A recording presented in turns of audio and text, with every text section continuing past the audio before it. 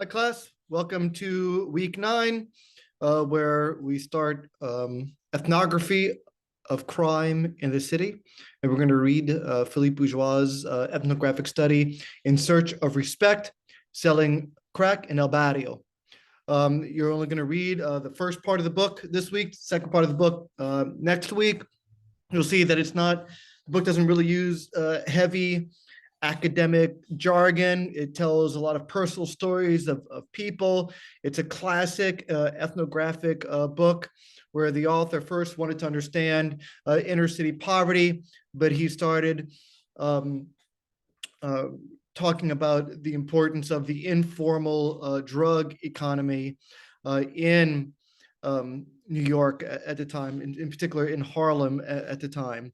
Ethnography is a method of study. It's something that I'm an ethnographer as well, where we leave the comfy confines of our cultural milieu. We leave the university, we leave our homes, our neighborhoods, our community, and we become fully immersed into the lives of the people that we understand.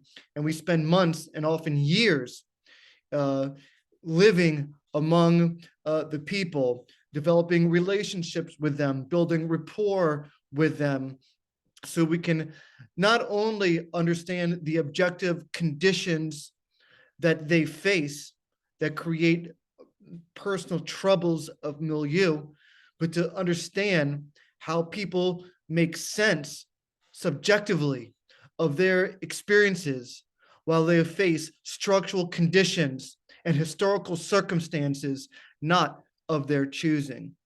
And so here we have a university professor who leaves the confines of the wealthier parts of New York, moves his entire family into Harlem at the height of the crack epidemic, and he begins to become immersed into the lives of the people that participate in the informal economy.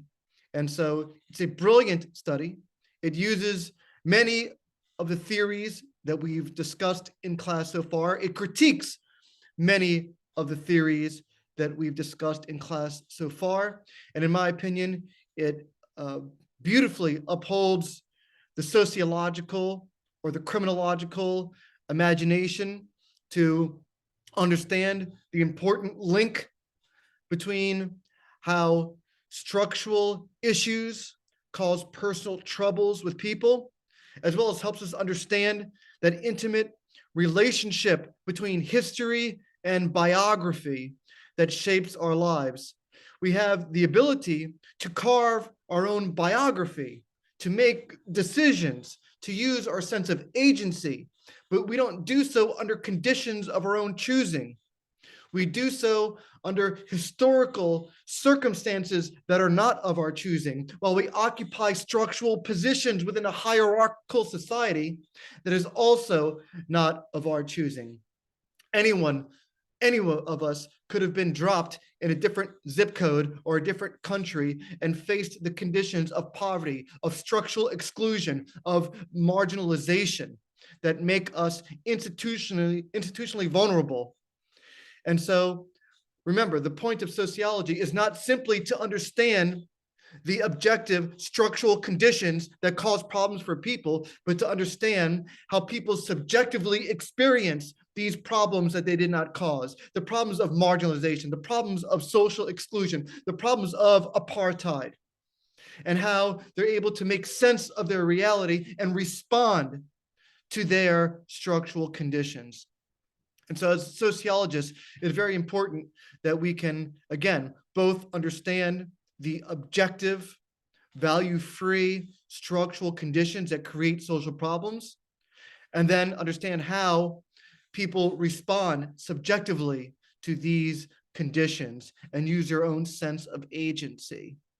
And so I think the author does a very good job of that. So make sure you read the introduction. The introduction is extremely important. Chapter 1, violating apartheid in the United States. And here the author talks about how he even experienced crossing these lines of apartheid, how he, as a white dude, goes from the more posh parts of Manhattan into Harlem, where police think that he's a prostitute or that he is a junkie in search for a fix.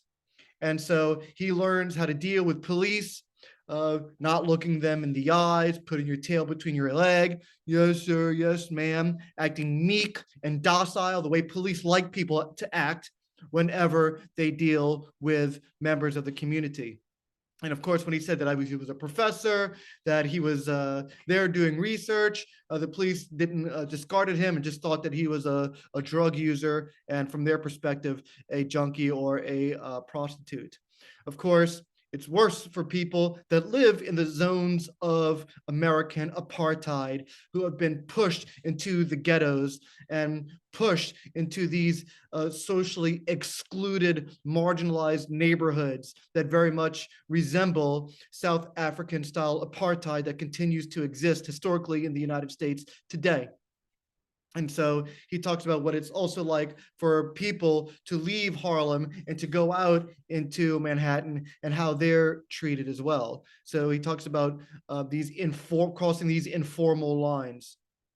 In chapter 2, the street history of El Barrio, he talks about the history of Harlem being this beautiful place and how racist urban planning projects worked to destroy and undermine Harlem, which was a beautiful and historic place. It was a place of the Harlem Renaissance, an explosion of Black intellectuals, Black creativity, Black music from people like Tito Fuentes, and others, of the birth of some of the best music in the world. Of course, hip hop was born in the Bronx, not far from Harlem. And so he talks about this whole history. And again, this is an important part of that sociological imagination to understand how historical circumstances shape human biography. And that's why he goes into the street history of El Barrio. Chapter 3, he talks about crack house engagement, and he talks about addiction, discipline, and dignity. I'll go over some of this with my class notes when we talk about in a second.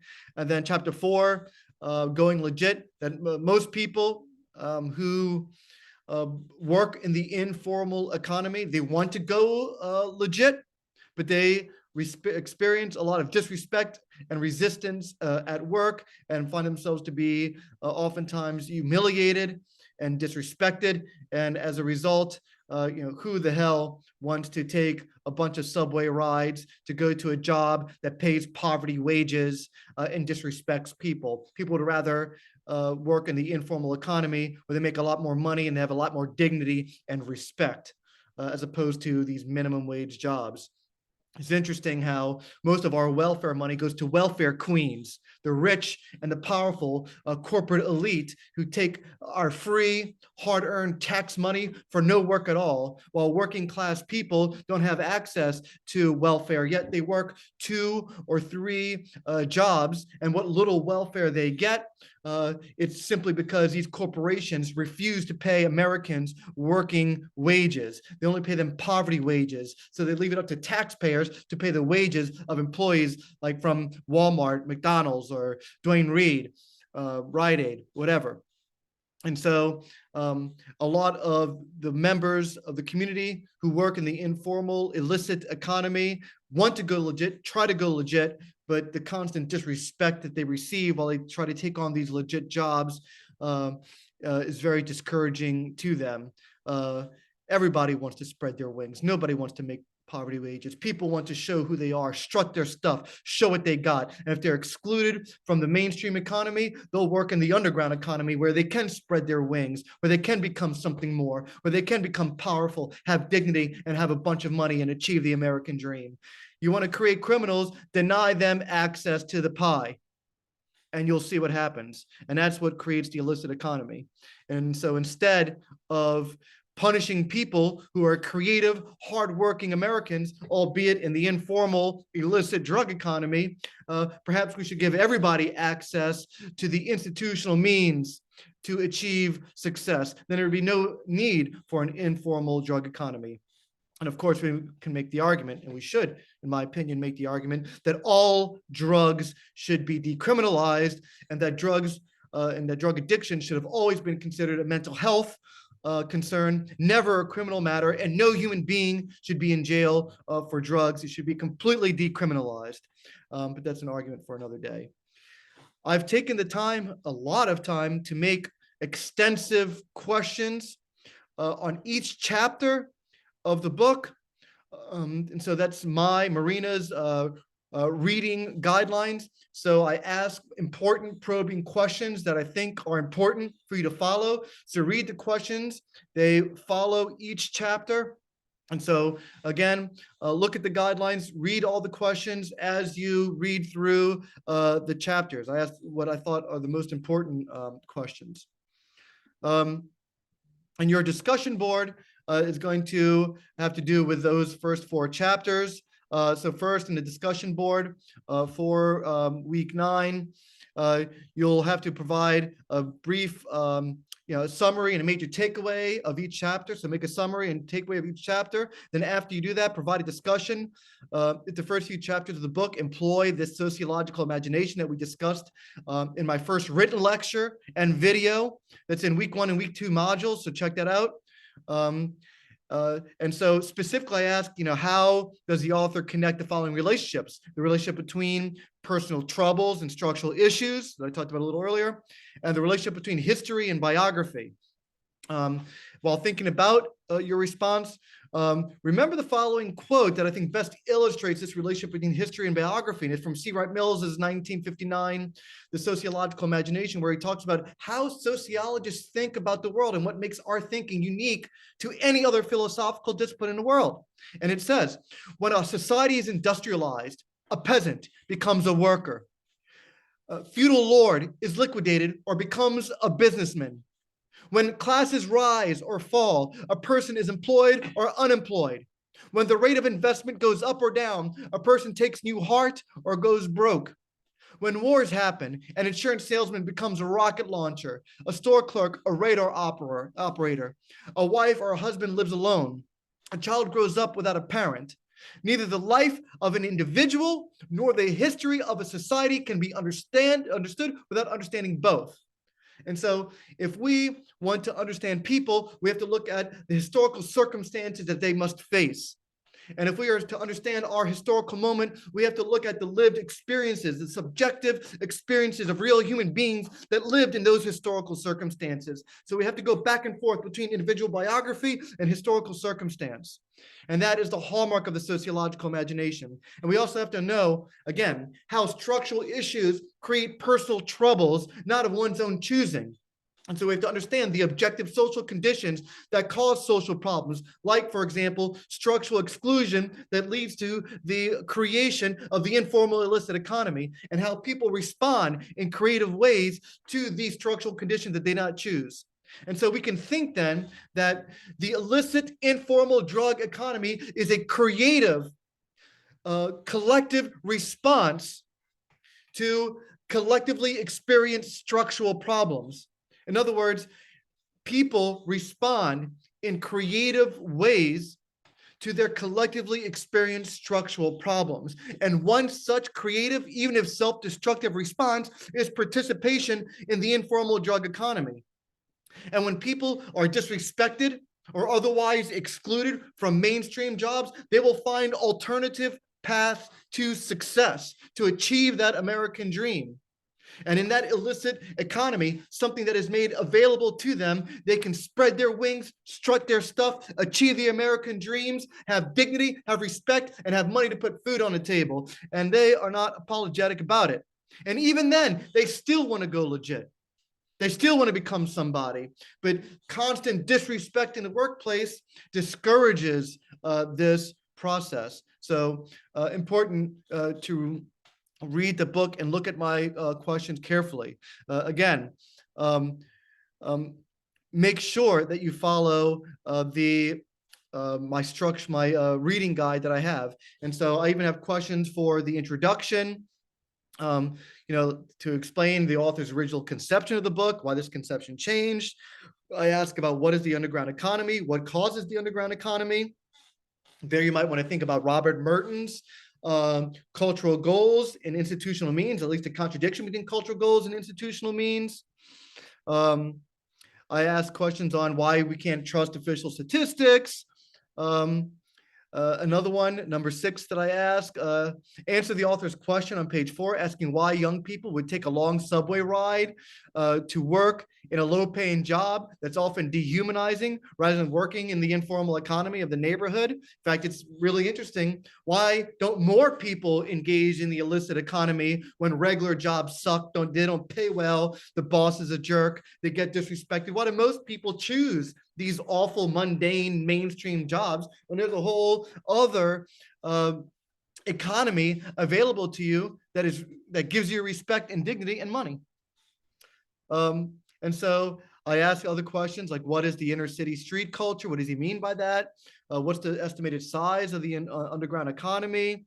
How can we understand street culture as being a resistant street culture? What does it mean, resistance? And again, in a way, these are people pushing back, refusing to accept their structural subordination in a capitalist system that has excluded them. I also ask questions that he brings up, like Puerto Rico's this oppositional mentality that people develop in the streets. What does the author mean by looking to the interaction between structural oppression and institutional or individual actions? So all these become very important. And this is all thinking sociologically about understanding the lives of people that live in inner city poverty and have turned to the informal crack economy as a means to survive, but also to prosper and achieve the American dreams. And it did for many people. And so in one sense, these are people and that we can almost, I don't want to say romanticize, but maybe appreciate because they have found a creative means to overcome their collectively experienced structural problems. Yet at the same time, this has also led to very self-destructive lifestyles for many of our brothers and sisters who have to deal with structural contradictions that is not their fault, but yet they have to deal with anyway. I think a very important approach also that the author uses is this self-conscious reflexivity. So I ask you questions about this idea of reflexivity. In this introduction chapter, he talks about research techniques and methodologies. Very important to follow that because I think it's very important for people that do this type of research, especially research that can be very exploitative and silence out the voices of marginalized people. I think that could be a very problem. And so he talks about how he deals with that.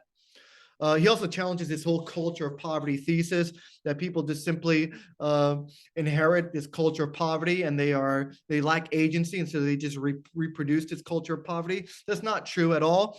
Each generation finds new ways to deal with their structural subordination. And people have the agency to respond in different ways with each generation. So if you believe that you have agency, we have to give and grant other people that same sense of agency as well. So chapter 1, violating apartheid in the US.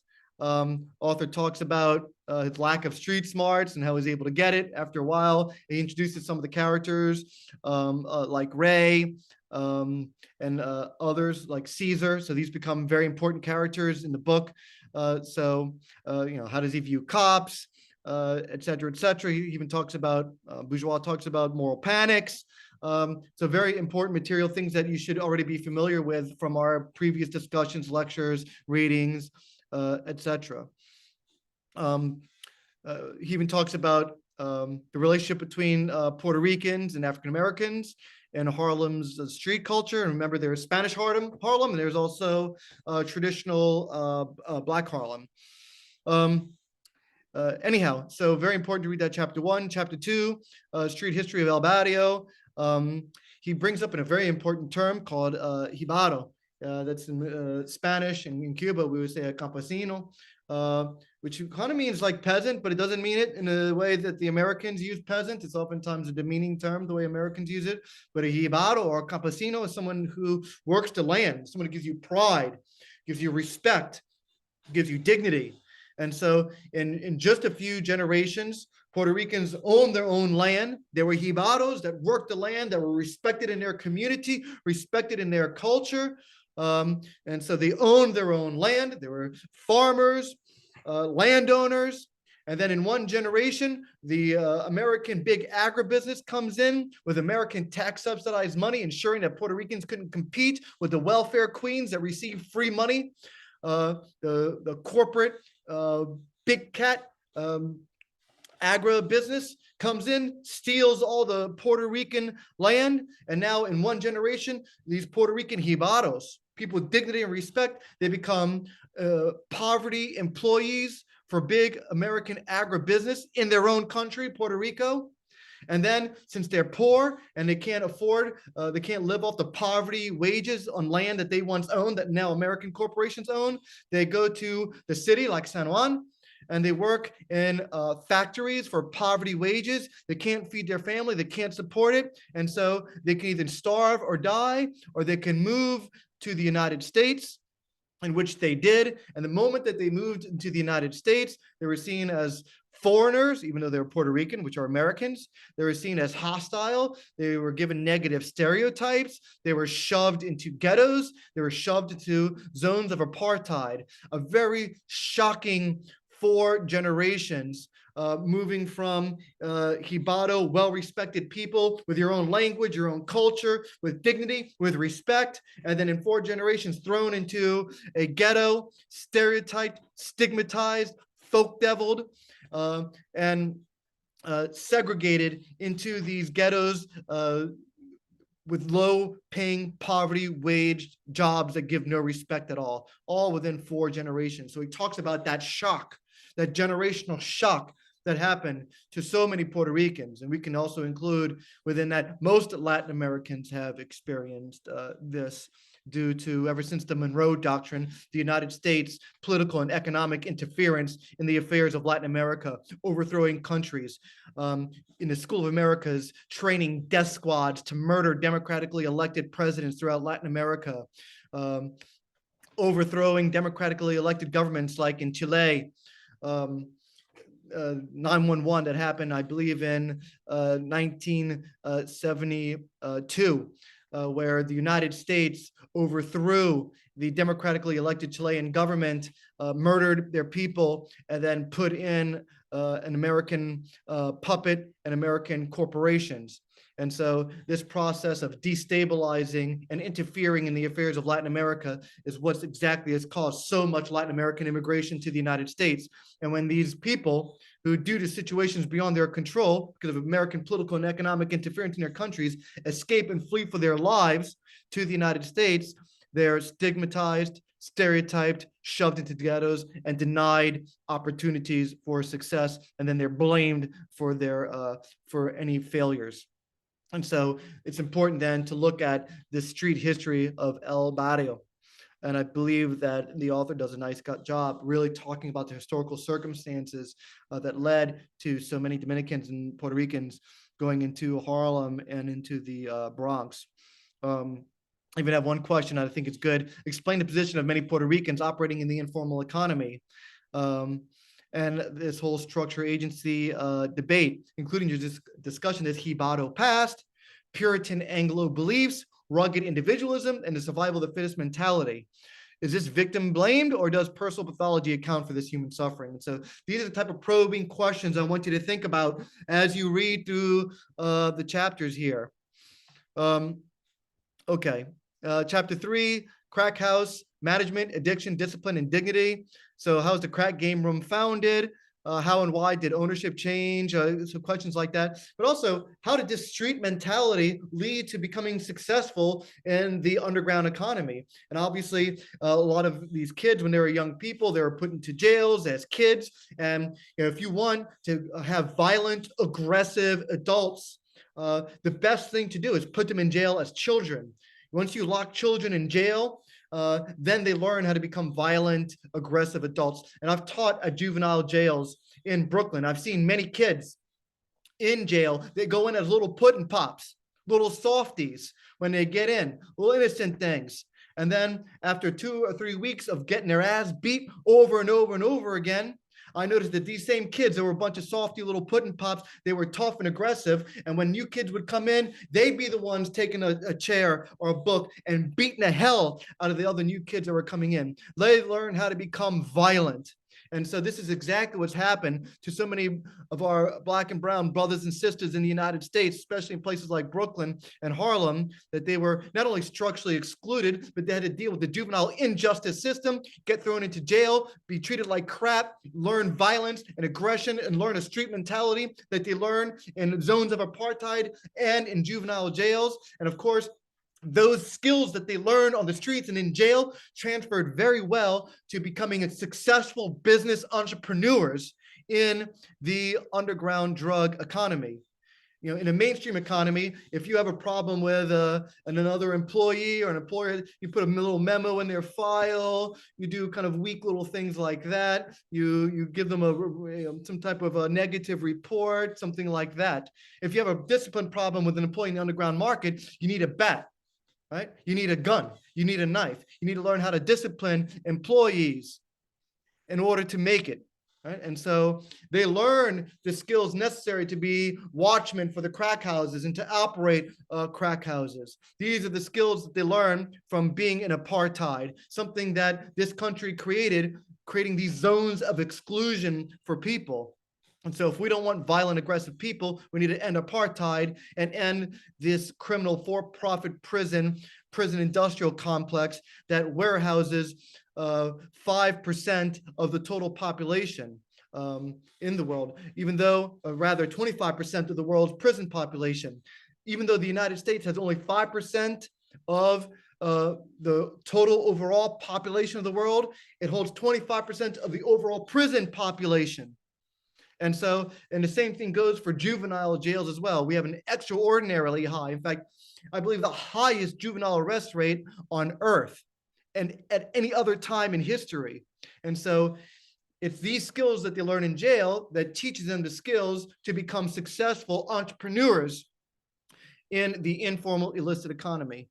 And so check out that chapter, very important, where the author also talks about dehumanizing employment in the mainstream, et cetera, et cetera. So I ask a bunch of questions there for you to follow along. And then chapter 4, going legit, the experiences that a lot of these community members faced, these Puerto Rican women and men faced as they try to go legit and become business people above board or to get jobs above board. And even when they're industrious and they apply themselves, the type of disrespect that they would experience in jobs that deliver nothing but disrespect, like Burger King, McDonald's, and other types of establishment, which up until recently, even Americans considered chattel slavery. It's important to note that most Americans, up until relatively recently, believed that wage work was equivalent to chattel slavery. And it took many decades to drive out of the heads of Americans that wage work was not chattel slavery, but that it was normal. Now today, people think that this type of dehumanizing work is normal, it's natural, it's inevitable.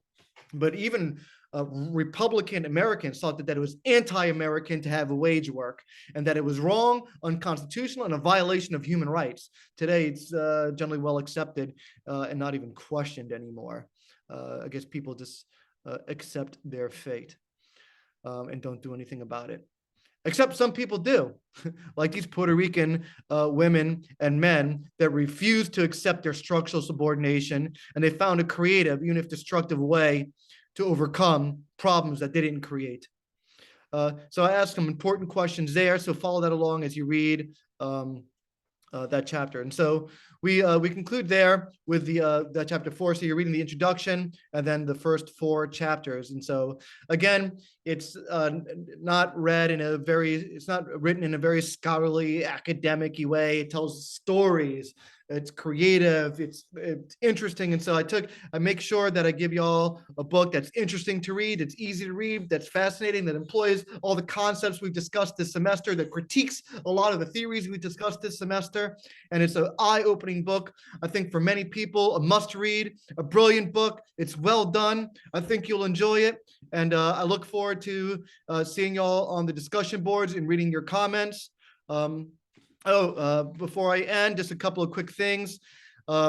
Your exams, I added 4 points on everybody's exam. Not every exam is made perfectly, and so I made sure that I added 4 points to improve your scores. But for the most part, y'all did extremely well on the first exam. A lot of A's and B's. Keep in mind that if you didn't perform as well as you like, that there's other opportunities. You have another exam, you have a final paper, you have all the discussion boards. And so even if you didn't score very well, you have still have the chance to make an A or B for the course. And I get to help you out a little bit. I give a little curve of 4 points. And so I think that'll be helpful for y'all. But of course, any questions that you thought you got right or you want to challenge, just send me an email. Feel free to do that. Otherwise, solid effort, good exam. Feel real good about this class, a lot of talented people in it. Look forward to continue reading your discussion posts. Keep it critical. Keep on adding new ideas to think critically about the world and about the world of crime and transgression. And read that book, comment on it, critique it, challenge it, and we'll discuss it all on the discussion board. Thank you very much. Look forward to another strong week.